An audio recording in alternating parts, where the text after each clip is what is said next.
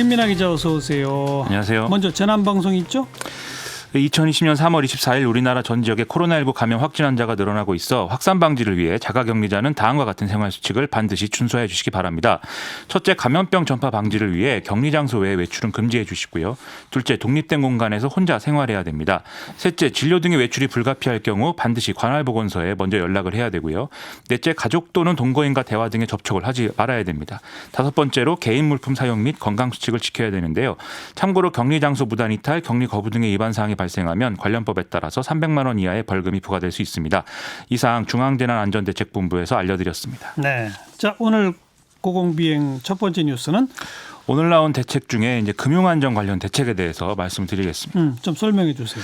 이게 이제 뭐 증시 안정펀드, 채권 안정펀드 이런 것들을 이제 1차 비상경제회의에서 밝힌 액수의 뭐 2배 규모로 이제 투입을 한다 이렇게 얘기를 하고 있는데요. 예. 이런 대책을 이제 내놓으면 전통적으로 늘 등장하는 이런 비판들이 있습니다. 첫째는 정부가 주식시장에 개입하는 게 과연 옳으냐 뭐 이런 얘기들이 있고, 두 번째는 지금 선거가 눈앞에 있기 때문에 선거 의식해서 이제 돈 풀기 하는 거 아니냐 이런 얘기 나오거든요. 예. 이번에도 특히 증시 안정펀드의 효과 둘러싸고 논란이 이제 불거지고 있는 상황입니다. 증시 안정펀드가 얼마죠 이번에? 지금 이제 10조 원 정도 지금 얘기를 하고 있는데, 이게 2008년 금융위기 때 5천억을 했던 거에 비하면 크게 늘었다 이 얘기거든요. 예. 그런데 이제 2008년하고 비교는 좀 안 맞고 1990년하고 비교해야 맞는다고 하는데, 지금 이제 시총이 한 1천조 원 정도 되는데, 그러면 이제 시총 대비 1% 정도의 이 증시 안정펀드로 어느 정도 효과를 달성할 수 있겠느냐라는 의문이 제기가 된다는 것입니다. 그러면 10조보다 더 커야 한다는 얘기인가요? 그렇죠. 이 얘기가 이제 더 많은 한편에 액수를 있고, 해야 된다. 그리고. 그렇죠. 그리고 나머지 이제 뭐 증시 개입 자체에 좀 부정적인 시각도 있는데요. 예를 들면 전성희 홍익대 경제학부 교수가 경향신문 기고 칼럼에서 얘기한 내용이 있습니다. 지금 코스피 시장에서 지금 매도를 하고 있는 건 외국인 투자자들인데, 이 상황에 정부가 개입할 경우에는 외국인 투자자들의 탈출이 더 이제 활발해질 수 있다 이런 우려거든요. 예. 거기다가 이 사람들이 이제 그 증시 바깥으로 나가게 될 때 국내 다른 뭐 자산 시장으로 가는 게 아니라 외환 시장에서 달러화 매입해서 완전히 이제 우리나라의 시장 밖으로 나가는 것이기 때문에 이게 결국 환율에 악영향을 줄 수도 있다 이렇게 우려하는 목소리를 내놓고도 있는 상황입니다. 그러니까 증시 안정펀드 한쪽은 더 키우자, 한쪽은 문제 있다 이런 거라 이거죠? 그렇습니다. 그럼 어떻게 봐야 돼요 이거? 그럼에도 불구하고 지금 대통령이 경제 얘기의 끝이 언제일지 모른다 이렇게 얘기할 정도로 상당히 심각한 상황이고, 특히 금융시장은 기업의 자금 조달 경로다. 이 점에서 지금 주식시장이 주가가 하락이 하게 되면은 기업에는 큰 타격이기 때문에 뭐 필요한 대책이긴 하다라는 평가가 다수인 것 같습니다. 네. 요즘 쭉 폭락하니까 이 개인 투자자 개미들이 막 사고 있다면서요? 그렇습니다. 특히 삼성전자 등의 우량주 가격이 지금 떨어졌기 때문에 지금이 기회다 이렇게 봐서 많이들 산다고 그러는데, 그래서 개미들이 이렇게 좀 적극적으로 나선다는 의미에서 개미 동학운동 이런 얘기도 나온다고 하는데요. 네. 하지만 지금 전 세계적으로 대책이 나오면 뭔가 주가가 상승하다가 이 대책에 대한 논란이 불거지거나 부작용 우려 이런 것들이 나오면 바로 이제 증시가 내려앉는 상황이 반복되고 있거든요. 예. 그래서 장기 투자를 확실하게 할 것 아니면 지금 안심한 상황이 아닌 것이고요.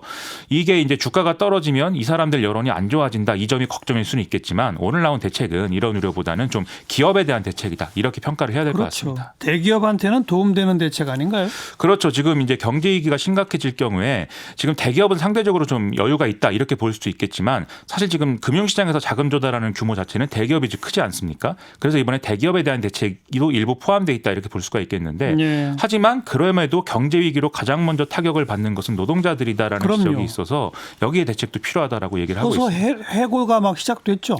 항공사, 호텔 등의 여행 관련 업종은 지금 상황이 심각하다고 하고요. 하청, 비정규직 위주로 희망퇴직, 권고사직, 계약해지 뭐 이런 고용 불안이 심화되고 있는 상황입니다.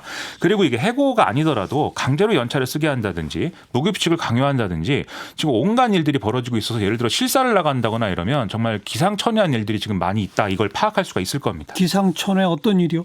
예를 들면은 지금 뭐 일부 뭐 지원금이 나온다거나 이런 것들을 할 때 다시 이제 뭐 그거를 회사 측에 돌려달라고 한다든지 지금 여러 사례들이 사실은 언론을 통해서 일부 보도가 되고 있거든요. 예. 그래서 이런 이제 기업들이 어려움을 노동자들한테 전가하는 거를 막아야 되는데, 그렇죠. 지금 오히려 더 문제는 재계가 오히려 고용 유연화를 요구하는 상황, 이게 더 우려스러운 상황입니다. 그럼 앞으로 어떻게 해야 합니까? 지금 노동계의 경우에는 한시적 해고 금지라든지 이런 조치를 요구를 하고 있는데, 이탈리아 같은 경우에는 실제 합리적 사유가 있어도 60일 동안은 해고를 못하도록 지금 금지령을 발동했다는 거거든요. 예. 뭐 이렇게 그렇게까지 못하더라도 최소한 정부 지원받는 기업에 대해서 비정규직 포함 해고에 어떤 제한을 줄 수 있는 방법을 좀 찾을 필요가 있는 것 같고요. 그다음에 대기업이 원하청을 뭐 이른바 이제 후려친다 이런 문제들도 지금 심화될 수 있기 때문에 여기에 대한 어떤 제한 이런 것들도 지금 시급히 필요한 상황인 것 같습니다. 함께 버티기 운동 이런 거 필요할 거예요. 그죠? 그런 것도 좋은 것 같습니다. 다음 뉴스는요. 예, 박사방 사건의 주범인 조주빈의 정치 성향이 갑자기 인터넷에서 논란이어서 이걸 좀 얘기를 해보겠습니다. 아니 보수냐 진보냐 이런 정치 성향이요? 그렇죠. 그동안 이제 일부 언론들이 조주빈이 뭐 학보사 기자 역할을 하면서 진보적인 시각을 그래서 드러냈다 이런 보도를 해왔는데 어제 이제 SBS가 신상을 공개를 하면서 조주빈 주변 인물들의 어떤 평가 이런 것들이 또 언론을 통해서 전해지고 있습니다. 그런데 특정 보수 성향 사이트를 이용을 한 걸로 추정이 되고 특정 지역에 대한 폄하 발언 이런 것들을 해왔다 뭐 이런 얘기인 건데요. 이런 얘기가 나오면서 인터넷에 논란이 커지고 있다는 거죠. 아니 참 입에 담기 힘든 범죄하고 정치 성향이 왜 연결돼요? 무슨 관계가 있어요? 관계가 없죠. 그러니까 그게 상식적인 얘기인데 네. 그럼에도 지금 인터넷 논란이 이제 불거지는 것은 상대 진영을 깎아내리면서 이중성을 강조하기 위한 이런 논란인 것 같습니다. 그래서 뭐 진보를 말하면서 뒤로는 어떻게 범죄를 저지를 수 있느냐 뭐 이런 얘기를 하는 한편에 또 언론이 사실은 보수적인 성향인 조주빈을 진보라고 얘기를 해서 지금 사람들을 뭐 현혹시키고 있다. 뭐 이런 얘기를 지금 하고 있는 거거든요. 예. 특히 이런 어떤 조주빈의 이중성을 강조하는 보도는 지금 상당히 많이 나오고 있는데 여기서도 지금 우리는 문제를 좀 찾아볼 수가 있는 것 같습니다. 어떤 문제를 찾아보는 거죠? 이 이중성을 보이는 대상이라는 거에 우리가 쉽게 공감할 수가 없기 때문에 이중적 존재는 좀 우리가 쉽게 이제 괴물로 볼 수가 있거든요. 두 얼굴의 악마 뭐 이런 얘기 나오는 게 대표적인데 예. 즉 조주빈의 이중성을 강조하면서 우리 자신의 선량함을 제약이나는 이런 일들이라는 거죠.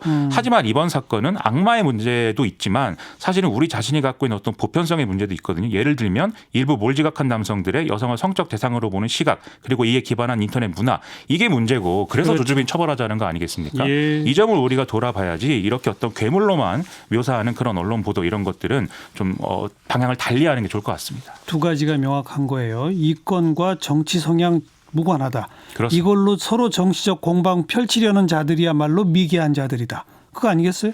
뭐 미개라고까지 얘기할 수 있는지 모르지만 그렇습니다. 네. 그리고 조주빈이라는 악마 하나만 핀셋으로 잡아내면 우리 사회가 맑아진다? 전혀 아니다. 전혀 아닙니다. 그런 거죠? 그렇습니다. 김민아 기자 수고하셨어요. 고맙습니다.